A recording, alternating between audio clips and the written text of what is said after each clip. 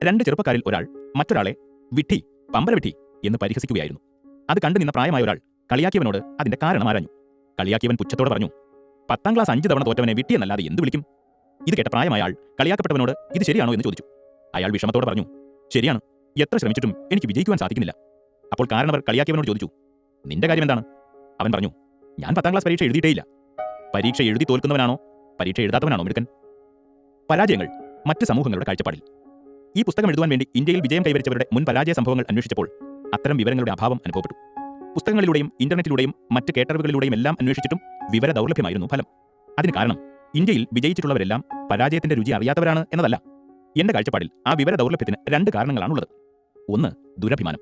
പഴയ പരാജയങ്ങളെ പരസ്യപ്പെടുത്തുന്നത് അപമാനമാകുമോ എന്ന ചിന്ത. 2, ഇവിടെ വിജയിച്ചിട്ടുള്ളവർ അവരുടെ പരാജയങ്ങളോ പരാജയങ്ങളിൽ നിന്നും പഠിച്ച പാഠങ്ങളോ രേഖപ്പെടുത്തുന്നില്ല, ഡോക്യുമെന്റ്.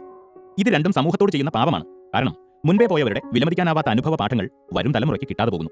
എന്നാൽ അമേരിക്ക, ഇംഗ്ലണ്ട് എന്നീ രാജ്യങ്ങളിൽ സ്ഥിതി നേരെ മറിച്ചാണ്.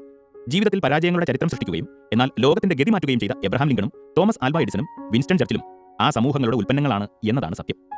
ഡ്യൂക്ക് സർവകലാശാലയിലെ ഡ്യൂക്ക് യൂണിവേഴ്സിറ്റി പ്രൊഫസറായ ഹെൻറി പെട്രോസ്കി സാങ്കേതിക രൂപകൽപ്പനകളിൽ പരാജയങ്ങളുടെ പങ്കിനെക്കുറിച്ച് ഗവേഷണം നടത്തി എഴുതിയ പുസ്തകങ്ങൾ to engineers human, the role of failure in successful design, success through failure, the paradox of design ഈ മേഖലയിൽ പ്രശസ്തമാണ്. ന്യൂയോർക്കിലെ സ്റ്റോണി ബ്രൂക്ക് സർവകലാശാലയിലെ എഞ്ചിനീയറിംഗ് വിഭാഗത്തിലെ പ്രൊഫസർ ഗാരി പി ഹലാഡ നടത്തുന്ന ദുരന്തങ്ങളിൽ നിന്നുള്ള പഠനങ്ങൾ, ലേണിംഗ് ഫ്രം ഡിസാസ്റ്റർ എന്ന കോഴ്സും അമേരിക്കയിലെ പെൻ സ്റ്റേറ്റ് സർവകലാശാലയിലെ പെൻ സ്റ്റേറ്റ് യൂണിവേഴ്സിറ്റി എഞ്ചിനീയറിംഗ് വിദ്യാർത്ഥികൾക്ക് വേണ്ടി നടത്തുന്ന പരാജയം 101, ഫെയിലിയർ 101 എന്ന കോഴ്സും പരാജയങ്ങളെ പഠന വിധേയമാക്കുന്നു. ആ സമൂഹത്തിന്റെ വിശാലമനസ്കതയാണ് അത് സൂചിപ്പിക്കുന്നത്. ഇത്തരം ഗവേഷണാത്മകമായ പുസ്തകങ്ങളും പഠന ക്ലാസുകളും നമ്മുടെ നാട്ടിൽ വിദൂര ഭാവിയിലെങ്കിലും ഉണ്ടാകുമെന്ന് നമുക്ക് പ്രതീക്ഷിക്കാം. ലോകത്തിലെ ഏറ്റവും വലിയ കോടീശ്വരനും വിവരസാങ്കേതിക വിദ്യാരംഗത്തെ ഇതിഹാസവുമായ മൈക്രോസോഫ്റ്റിന്റെ അധിപൻ ബിൽ ഗേറ്റ്സ് തന്റെ വളരെ പ്രശസ്തമായ ചിന്തയുടെ വേഗത്തിൽ വ്യാപാരം, business at the speed of thought എന്ന പുസ്തകത്തിൽ മൈക്രോസോഫ്റ്റ് നേരിട്ട പരാജയങ്ങളും തെറ്റുകളും അക്കമിട്ട് പറയുകയും അതിൽ നിന്നും അവർ പഠിച്ച പാഠങ്ങൾ ആഹ്ലാദത്തോടുകൂടി വിശദീകരിക്കുകയും ചെയ്യുന്നത് നമ്മളെ അത്ഭുതപ്പെടുത്തും. ഇത്തരം മനോഭാവങ്ങൾ നാം മാതൃകയാക്കേണ്ടതാണ്.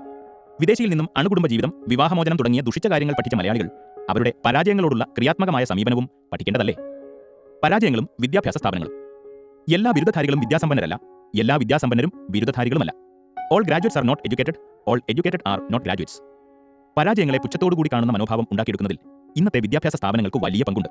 യഥാർത്ഥ വിദ്യാഭ്യാസം ആർജിക്കുന്നത് വിദ്യാലയങ്ങളിൽ നിന്നല്ല, ജീവിതത്തിൽ നിന്നാണ് എന്ന തിരിച്ചറിവ് അധ്യാപകരും രക്ഷിതാക്കളും വിദ്യാർത്ഥികളും മനസ്സിലാക്കേണ്ടിയിരിക്കുന്നു. ഇത്തരം വാചകങ്ങൾ ഇവിടെ ഉപയോഗിക്കേണ്ടി വന്നതിന്റെ കാരണം ജീവിതവും അക്കാദമിക് വിദ്യാഭ്യാസവും രണ്ടായി പോയി എന്നതാണ്. അത് രണ്ടും ഒന്നാകുമ്പോഴാണ് സാമൂഹിക പുരോഗതി ഉണ്ടാവുക എന്നതാണ് എന്റെ വിശ്വാസം.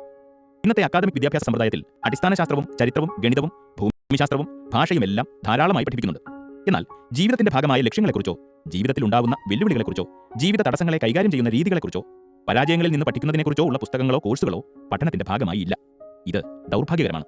ബിരുദാനന്തര ബിരുദത്തിന് പഠിക്കുന്ന വിദ്യാർത്ഥികൾ പോലും ജീവിതത്തിൽ വെല്ലുവിളികളോ പരാജയങ്ങളോ സംഭവിക്കുമ്പോൾ അതിനെ നേരിടുന്നതിന് പകരം ആത്മഹത്യ ചെയ്യുന്നത് ഈ മനോഭാവത്തിന്റെ പ്രത്യാഘാതമാകണം.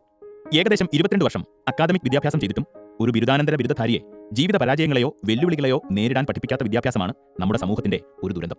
അധ്യാപകർക്കുള്ള പരിശീലന ക്ലാസുകളിൽ ഞാൻ പങ്കുവയ്ക്കുന്ന ഒരു പ്രധാന ആശയം ഇതാണ്: നിങ്ങൾ പഠിപ്പിക്കുന്നതിൽ രോഗികളല്ലാത്ത സൈക്കോളജിക്കൽ അബ്നോർമാലിറ്റി ഏതെങ്കിലും ഒരു വിദ്യാർത്ഥി ആത്മഹത്യ ചെയ്തിട്ടുണ്ടെങ്കിൽ അതിന്റെ ഉത്തരവാദിത്വത്തിൽ ഒരു പങ്ക് നിങ്ങൾക്കുമുണ്ട്. അടിസ്ഥാന ശാസ്ത്രവും ഗണിതവും ഭാഷയും പഠിപ്പിച്ച നിങ്ങൾ അവനെ ജീവിതം പഠിപ്പിച്ചില്ല എന്നതുകൊണ്ടാണത്. പരീക്ഷകളിൽ വിജയിക്കുന്ന കുട്ടികളെ കൂടുതൽ പരിഗണിക്കുകയും പരാജയപ്പെടുന്ന കുട്ടികളെ പാപികളെ പോലെ കാണുകയും ചെയ്യുന്ന ഒരു പ്രവണത വിദ്യാലയങ്ങളിൽ പൊതുവെ ഉണ്ടെന്നുള്ളതാണ് സത്യം. ഈ പ്രവണത യഥാർത്ഥത്തിൽ മനുഷ്യ ജീവിതത്തെ ദുസ്സഹമാക്കുന്നു.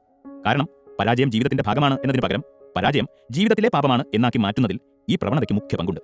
ഈ പ്രവണതയെ സഹിക്കുവാൻ പറ്റാത്തതുകൊണ്ടായിരിക്കാം ലോകത്തിലെ ഒരുപാട് മഹാന്മാർ സ്കൂൾ കോളേജ് വിദ്യാഭ്യാസത്തിൽ പരാജിതരാവുകയും പുറത്താക്കപ്പെടുകയും ചെയ്തത്. Drop outs.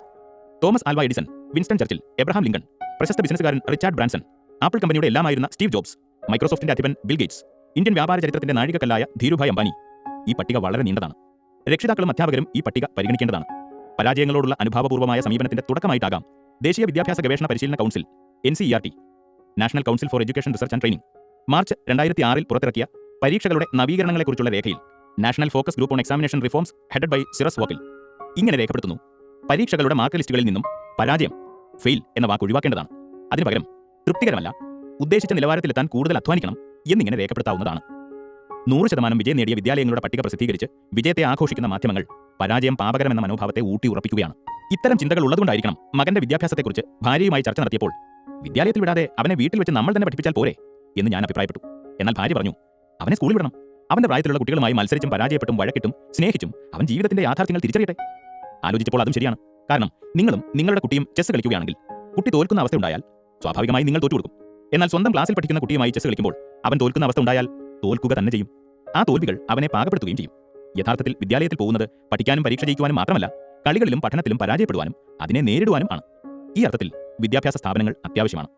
വളരെ പ്രശസ്തവും ഒരുപാട് പേർക്ക് ഉൾക്കാഴ്ച നൽകിയതുമായ 1843 ഹാൻസ് ക്രിസ്റ്റ്യൻ ആൻഡേഴ്സൺ എഴുതിയ ദി അഗ്ലി ഡക്കിംഗ് എന്ന കഥ എല്ലാ അധ്യാപകരും രക്ഷിതാക്കളും വായിച്ചിരിക്കേണ്ടതാണ്. താറാവ് മുട്ടകൾക്കൊപ്പം വിരിഞ്ഞ അരയന്ന കുഞ്ഞിനെ തള്ളത്താറാവും കൂടെയുള്ള താറാവ് കുഞ്ഞുങ്ങളും കളിയാക്കുകയും അവഗണിക്കുകയും ചെയ്യുന്നു.